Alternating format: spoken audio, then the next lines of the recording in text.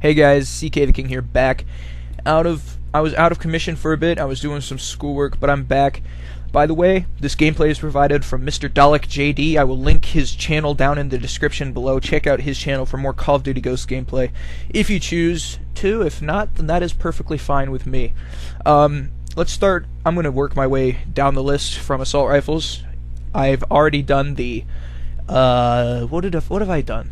What have I done? That is a good question. I've done the Honey Badger and the ARX 160. So check my channel out if you want to see those two, which is some of the people's personal favorite guns in this game. So I don't blame you. Check out the channel for those other weapons. And I've done way back when, like 5 or 6 months ago, I did a M4A1 Modern Warfare 3 stats, but you don't have to check that out because I'm focusing on Ghosts. Anyway, let's jump right into the MSBS stats. First of all, this thing will do 55 damage. That's his maximum damage. That's as much as you're going to be doing.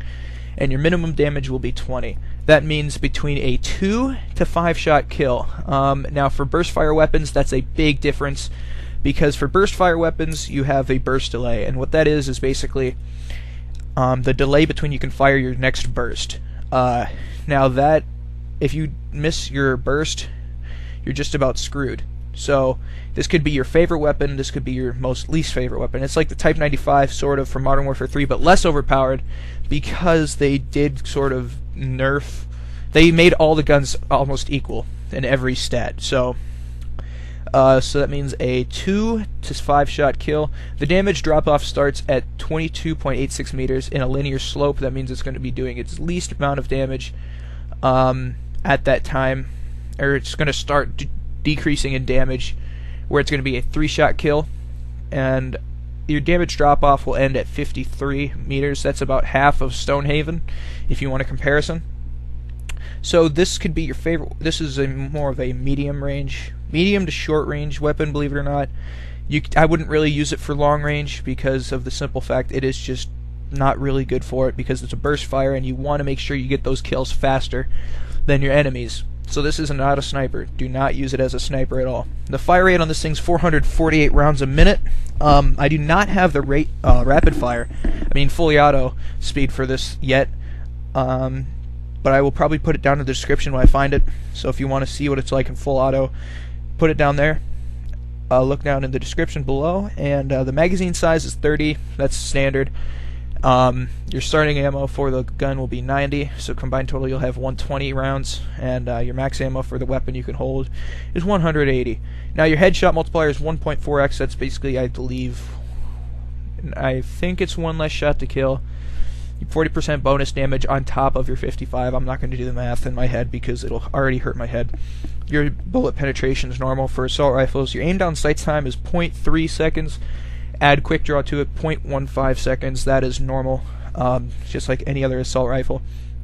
Your reload speed, if your gun is completely out of rounds, is 3.03 seconds. Your reload time, if there's some left in the round, in the gun itself, is 2.63 seconds. And your reload cancel speed is 1.6. I always recommend reload canceling, and that is basically double tapping Y when the gun is, as soon as the gun loads the rounds, or sprinting forward as soon as the gun loads the rounds. The recoil on this thing, it's very good because it's a burst fire. By the time your burst is done, you won't have to worry about redoing it because of the burst delay, and that is basically the shots, the delay between the shots. So you won't really have to worry about that much with this. Now, recommended attachments for this gun, I really like to rock everything almost with either a thermal hybrid or a red dot sight. So one of the two I would pick for this weapon. I'm not a big full auto fan because I'm more of the burst fire fan of this. I put muzzle brake on this weapon because it's basically like the long barrel. And yes, muzzle brake does not increase your damage, but it increases your range, just like Black Ops 2's long barrel, and just like those other things.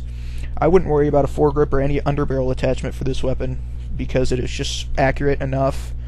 Unless you really like to go trolling with grenade launchers or shotguns underneath the barrel, that's fine. But I guess if I had to choose another attachment for this weapon, it would be to put it in fully auto. because that'd be, in my opinion, it'd be very useful to get that, just to make sure.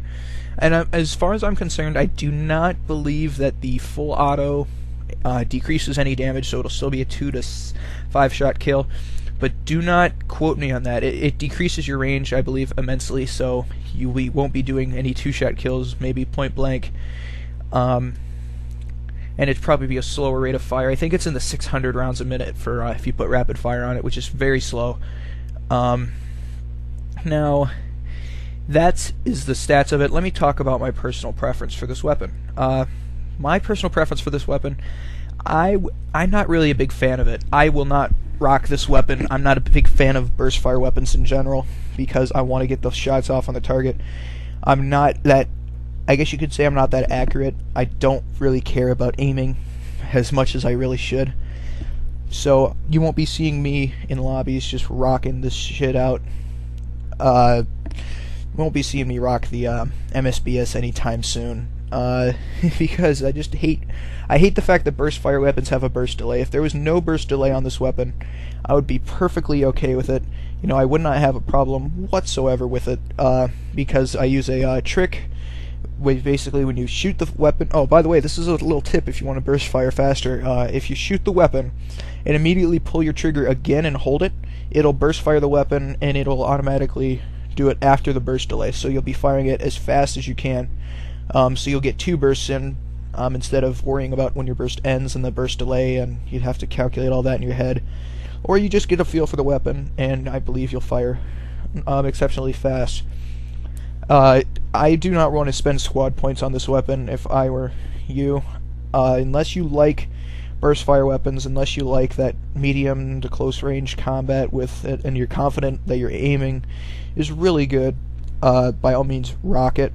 You know, I have no problem. I'm not going to stay here and tell you not to do it. It all depends on what you want, what your personal preference is.